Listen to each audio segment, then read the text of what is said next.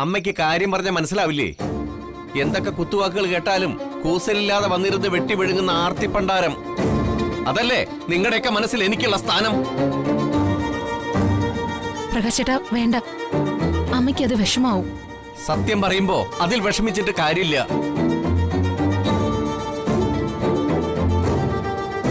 അമ്മയുടെ മനസ്സിൽ ഞാൻ വെറും ഒരു ഇത്തിൽ കണ്ണി, മറ്റുള്ളവരുടെ വീതം തട്ടിപ്പറിച്ചു വളർന്നു കയറുന്ന ഒരിത്തിൽ കണ്ണി. ഞാൻ അങ്ങനെയൊന്നും ഉദ്ദേശിച്ചിട്ടില്ല. അമ്മേ, ഞാൻ എട്ടും പൊട്ടും തിരിയാത്ത കുഞ്ഞൊന്നല്ല. ഒരു വാക്ക് പ്രയോഗിക്കുമ്പോൾ അറിയാം ഉള്ളിൽ എന്താണെന്ന്. മാനത്തിനേക്കാൾ വിലയൊന്നുമില്ല വിശപ്പിന്. പ്രതിഷേധിക്കേണ്ടപ്പോ പ്രതിഷേധിച്ചും വിശപ്പടക്കാൻ പ്രകാശിനറിയാം. ഇന്നത്തെ അത്താഴമുണ്ടാലേ പ്രകാശന് ദഹിക്കില്ല. അമ്മ പോയിക്കോ.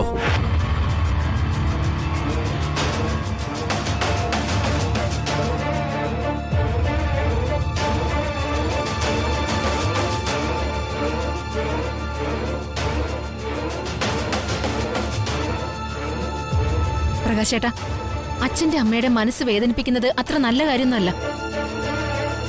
പ്രകാശേട്ടനെ 10 മാസം ചുമന്ന് പ്രസവിച്ച അമ്മയാ കണ്ണീരോടെ ഇപ്പൊ ഇവിടുന്ന് പോയത്. അത് മറക്കണ്ട. ആ മനസ്സ് വേദനിച്ച ഇപ്പൊ പ്രകാശേട്ടൻ സ്വപ്നം കാണുന്ന ആ വീടിന്റെ അടിസ്ഥാനം ഉയരുന്നു തോന്നുന്നുണ്ടോ? നിന്റെ ചെകിട്ടതൊന്ന് പൊട്ടിച്ചാലേ അടിസ്ഥാനം പെട്ടെന്ന് അങ്ങോട്ട് ശരിയാവും. ഞാനോ ചെയ്യണോ? ഒരു ഉപദേശി വന്നിരിക്കുന്നു. നിന്ന് ചിലക്കാതെ പോയി കിടന്ന് ഉറങ്ങാൻ നോക്കണേ.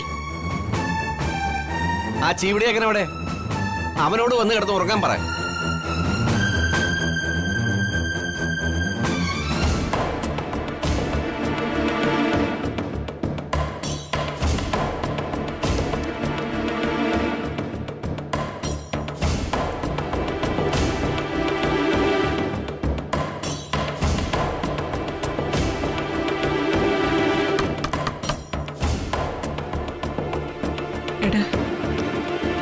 അത്താഴം കഴിക്കാൻ വരുന്നില്ലേ? ഇല്ലമ്മേ, ഞങ്ങൾക്കുള്ള ആഹാരം അടുക്കളയിൽ നിന്ന് എടുത്തോണ്ട് വന്നിട്ടുണ്ട്.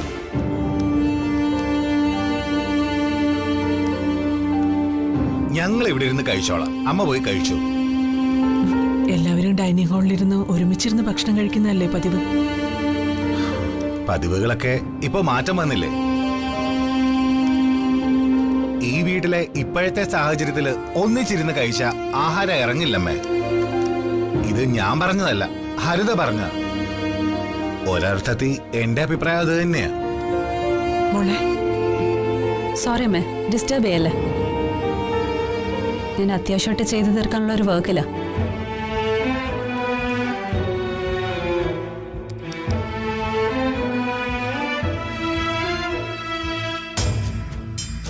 അമ്മ ഇതൊരു പോയില്ലേ?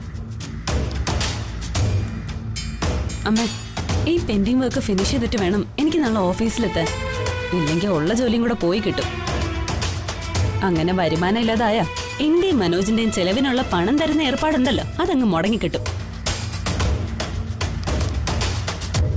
ഞങ്ങൾ ഈ വീട്ടില് പട്ടിണിയിലായിപ്പോ.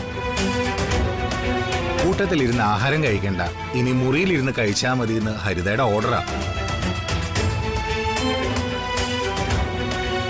അതനുസരിച്ചില്ലെങ്കിൽ എനിക്കുള്ള ആഹാരത്തിന്റെ വിഹിതം ഇവള് കട്ട് ചെയ്താലോ? ഞാൻ പട്ടിണിയായി പോവില്ലേ? ഗതികേട് കൊണ്ടാ അമ്മേ. മതി. പ്രായപൂർത്തിയായ മക്കളോട് സ്വന്തം കാര്യം നോക്കണമെന്ന് രക്ഷകർത്താക്കൾ ആവശ്യപ്പെടുന്നത് അത്ര മോശപ്പെട്ട കാര്യമൊന്നുമല്ല. അത് മഹാ അപരാധമായി പോയി എന്നുള്ളൊരു ചിന്തയുണ്ടല്ലോ, അതാ ആദ്യം മാറ്റേണ്ടത്.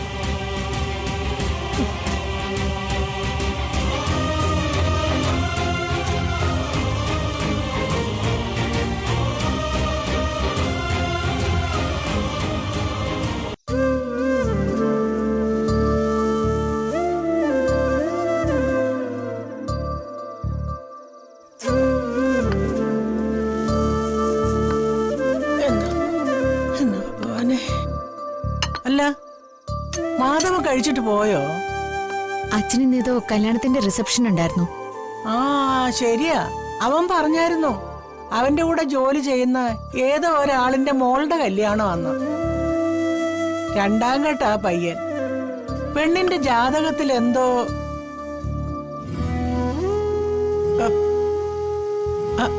അല്ല, വേറെ ആരും ആഹാരം കഴിക്കാൻ കാണുന്നില്ലല്ലോ. എന്തു പറ്റി?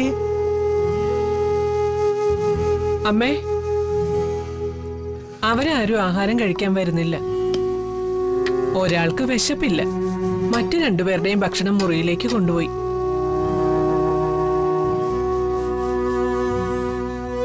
എല്ലാവരും പട്ടിണി സമരം അച്ഛമ്മേ. എന്നിട്ടാണോ മനോജ് ഭക്ഷണം മുറിയിലോട്ട് എടുത്തോണ്ട് പോയെന്ന് പറഞ്ഞത്? അതിനും നിരാഹാര സമരം എന്നാണോ പറയുന്നത്? ഒരു മേശയ്ക്ക് ചുറ്റും ഇരുന്ന് ഭക്ഷണം കഴിക്കുന്ന കാര്യത്തില് ഹരിതയുടെയും മനോജിന്റെയും സമരം. സുചിത്രയും കൂടി പട്ടിണിക്കിട്ടുകൊണ്ടുള്ള കടുത്ത സമരത്തില പ്രകാശ്. ഇല്ല, അവരാരും വരുന്നില്ല. നീ കഴിക്ക്. എല്ലാരും ഒപ്പം ഇല്ലാത്തതുകൊണ്ടാകും ഭക്ഷണം കഴിക്കാൻ എനിക്ക് തോന്നുന്നില്ല.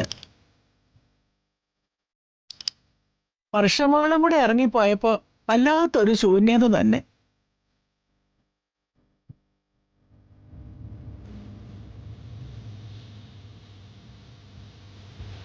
മോളെ, ചോറ് കഴിക്കും. എനിക്കും ചോറ് വേണ്ട വന്ദനമേ.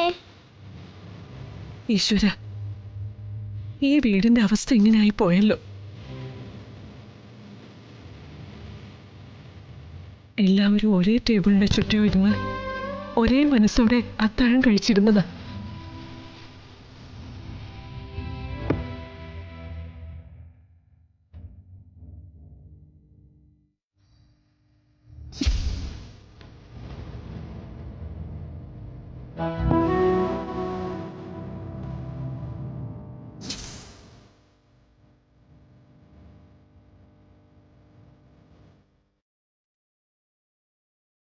വന്ദനമേ നിക്ക്, ഞാനും വരാം.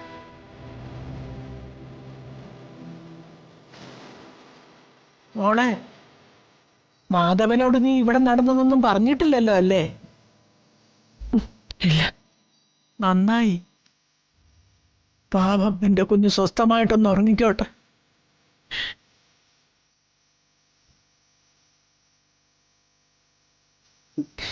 കണ്ണുനീരൊക്കെ തുടച്ചു കളാം. എന്നിട്ട് മാധവന്റെ അടുത്തേക്ക് പോ. നിന്റെ ശബ്ദം ഒന്ന് ഇടറിയ അവനതറിയാൻ പറ്റുവേ. എന്റെ കൃഷ്ണ, ഗുരുവായൂരപ്പ, ഭഗവാനെ.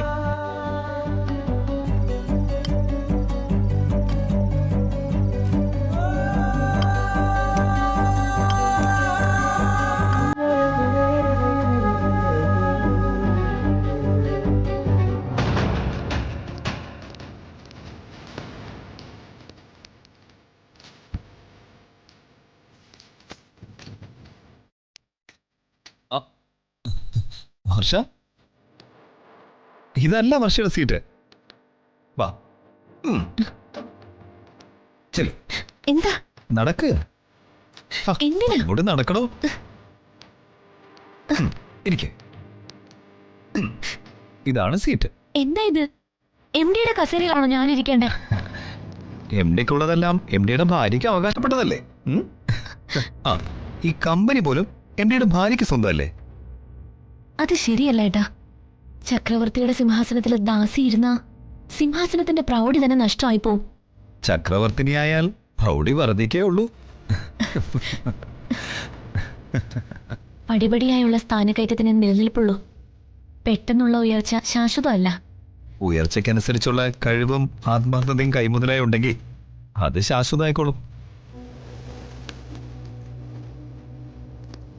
സർ. Yes, come in.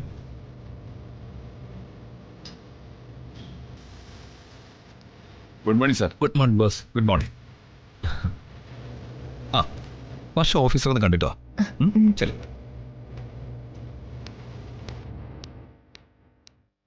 അപ്പോൾ മീറ്റിംഗ് സക്സസ് ആയെന്ന് അർത്ഥം. ഒരുപാട് വാദപ്രതിവാദങ്ങൾ നടന്നു കാണുമല്ലേ? അതെ ബോസ്.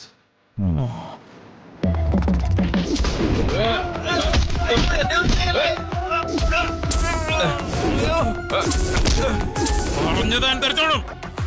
ഇവിടെയായിട്ട് തീർക്കാനാ പറഞ്ഞിരിക്കുന്നത്. അയ്യോ അയ്യോ.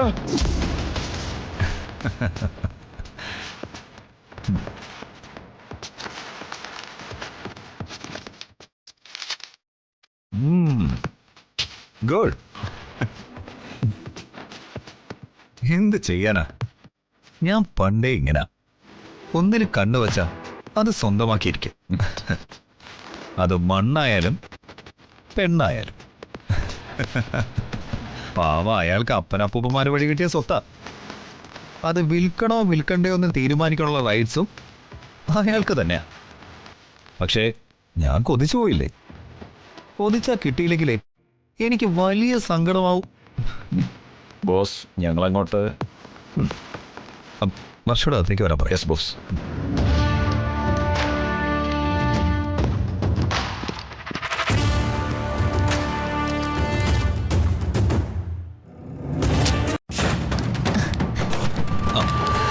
വർഷ, ഇത് വാങ്ങിക്കുന്നേ. ഇതെന്താ പ്രമാണോ? വാങ്ങി വായിച്ചു നോക്ക്.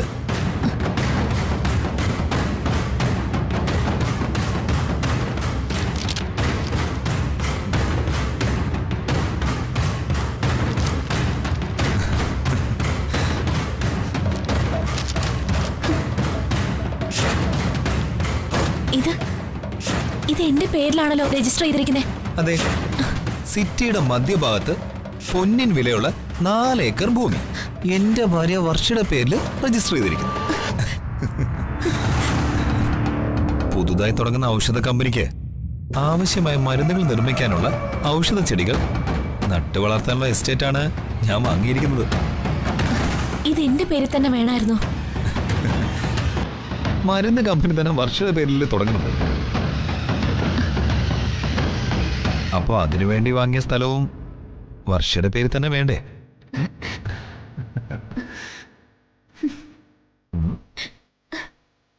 വർഷയുടെ കഴുത്തില് ഞാൻ താലി കെട്ടിയ ശേഷം ഞാൻ ആദ്യമായി ഭാര്യയ്ക്ക് നൽകുന്ന ഗിഫ്റ്റാണിത്. ഇഷ്ടപ്പെട്ടോ?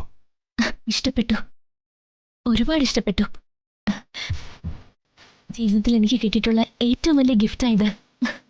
എന്റെ ജീവിതത്തില് എനിക്ക് കിട്ടിയ ഏറ്റവും വലിയ ഗിഫ്റ്റ് എന്താണെന്ന് അറിയോ വർഷയ്ക്ക്?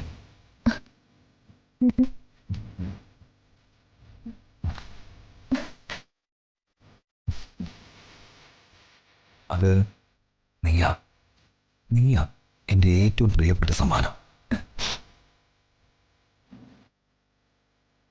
കാമി വിക്രമിന് കരുതി വെച്ച ലോകത്തെ ഏറ്റവും വില പിടിച്ച സമ്മാനം.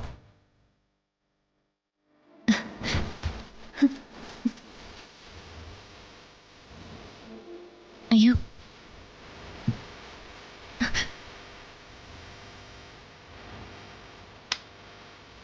ഇത് ഓഫീസാ, ആരെങ്കിലും കേറി വരും.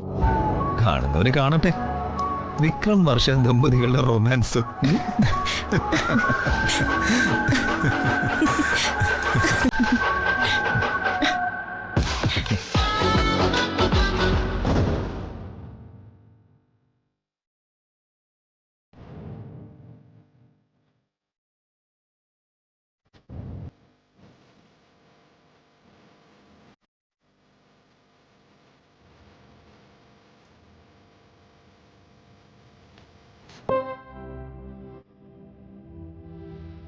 ജഗ,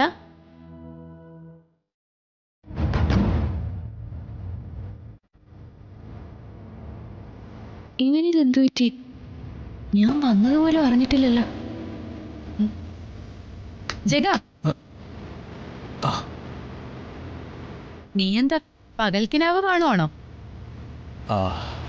എന്തോ ക്ഷീണം കാരണം ഒന്ന് മയങ്ങിപ്പോയത്.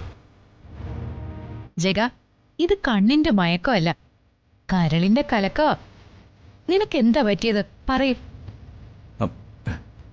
എനിക്കൊന്നുമില്ല, ഏട്ടത്തേക്ക് വെറുതെ തോന്നുന്നത്. അത് കള്ളം. നിന്നെ എന്തോ ഒരു പ്രശ്നം അലട്ടുന്നുണ്ട്. അതെന്താണെന്ന് പറഞ്ഞാ ചിലപ്പോ എനിക്കതിന് പരിഹാരം കാണാൻ കഴിയും. ഇല്ല ഏട്ടത്തെ, എന്റെ പ്രശ്നത്തിന് പരിഹാരം കാണാൻ കഴിയില്ല. എന്നെ വിട്ടേക്ക്. നിക്ക്. വന്ദനയില്ലേ നിന്റെ പ്രശ്നം?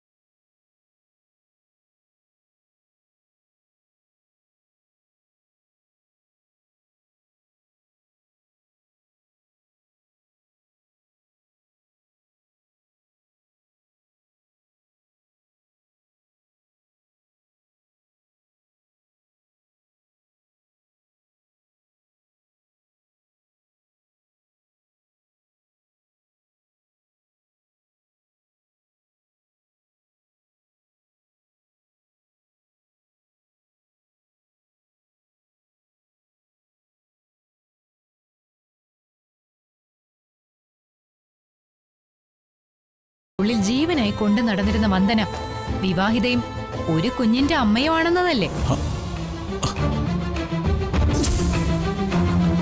വന്ദനയുടെ കയ്യിലുള്ള കുട്ടി ദിയ അത് അവളുടെ കുട്ടിയല്ല.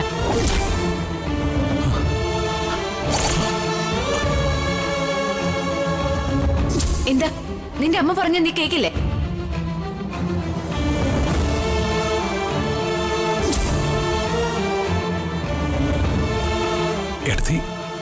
ഞാൻ പറഞ്ഞതാ സത്യം. ദിയമോള് വന്ദന പ്രസവിച്ച കുട്ടിയല്ല.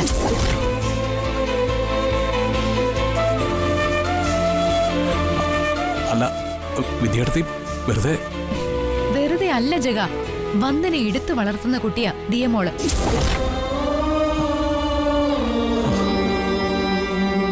പിന്നെ ഒരു കാര്യം കൂടി നീ അറിയണം, വന്ദന വിവാഹിതയല്ല.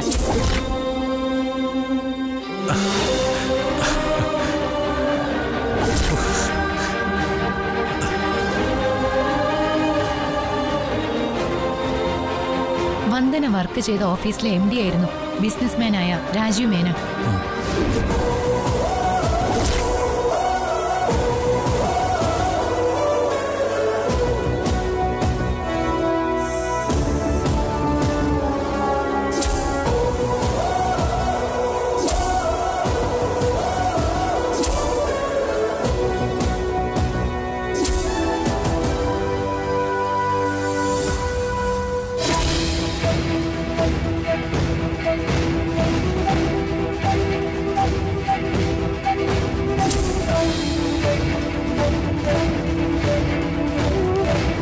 ഓഫീസിൽ വർക്ക് ചെയ്തിരുന്ന വന്ദന അച്ചടക്കവും സ്വഭാവ ഗുണമുള്ള ഒരു സ്ത്രീയായിരുന്നു.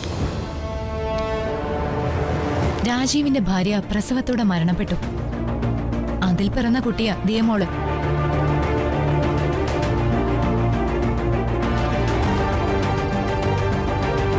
ദിയെ വളർത്തിയത് രാജീവും അവന്റെ രണ്ടാനമ്മയായ വിദ്യാമ്മയും കൂടിയാ. ദിയയുടെ നല്ല ഭാവിക്ക് വേണ്ടിയ വിദ്യാമ്മ വന്ദനയെ രാജീവിനു വേണ്ടി ആലോചിച്ചതും വിവാഹം ഉറപ്പിച്ചതും. എന്നാൽ വിധി വിവാഹത്തിന് മുൻപ് തന്നെ രാജീവിന്റെ ജീവൻ അപഹരിച്ചു. വിവാഹിതാകാതെ വന്ദന വിധവയായി. തന്റെ ജീവന്റെ ജീവനായ ദിയമോളുടെ സംരക്ഷണം സ്വന്തക്കാരിൽ നിന്നും വന്ദന ഏറ്റെടുത്തു. അങ്ങനെ താൻ പ്രസവിക്കാത്ത ദിയമോളുടെ അമ്മയായി വന്ദന അക്ഷരാർത്ഥത്തിൽ മാറുകയായിരുന്നു. അതേ ജഗ, വന്ദന വിവാഹിതയല്ല.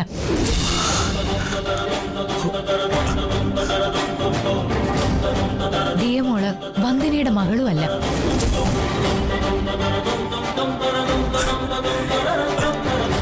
ജഗ, ഒരു പെണ്ണിന്റെ മനസ്സിലേക്ക് കയറിപ്പറ്റുക എന്നത് അത്ര എളുപ്പമല്ല. വന്ദനയുടെ പെരുമാറ്റ രീതി കാണുമ്പോ അവൾക്ക് ജഗനെ ഇഷ്ടമാണെന്നാ എനിക്ക് തോന്നുന്നേ. ആ ഇഷ്ടം ആരും അറിയാതിരിക്കാനാ അവള് ജഗനോട് വെറുപ്പ് കാണിക്കുന്നെ. നീ ധൈര്യമായിട്ട് പ്രണയമായി മുന്നോട്ട് പൊക്കോ. ഈ വിദ്യയിടത്തിയുണ്ട് നിന്റെ കൂടെ.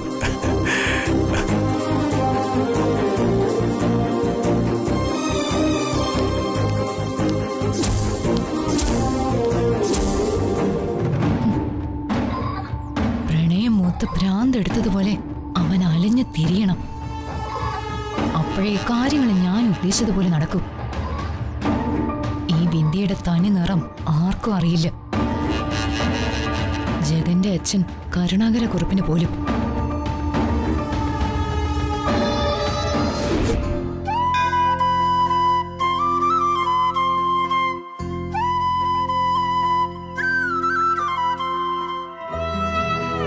ദേവി, ഭഗവതി, എന്റെ വർഷമുള്ളൊരു ആപത്തും കൂടാതെ കാത്തു രക്ഷിക്കണേ.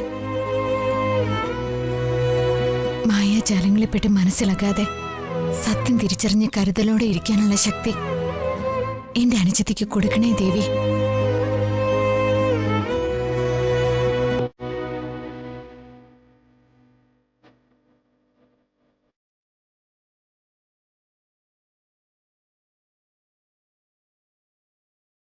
ദേവി, ഒരു ജോലിയും ഇല്ലാതെ കഷ്ടപ്പെടുന്നതിന്റെ അവസ്ഥ അമ്മ കാണുന്നില്ലേ?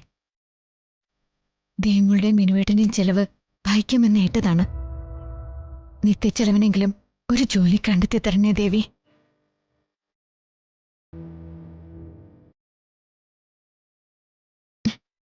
ദേവി, എന്റെ പ്രാർത്ഥന കേൾക്കണേ.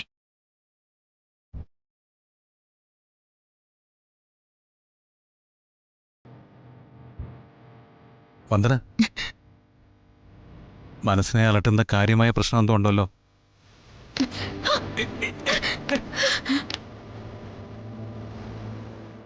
Sa re ga pa da da da da da da da da da da da da da da da da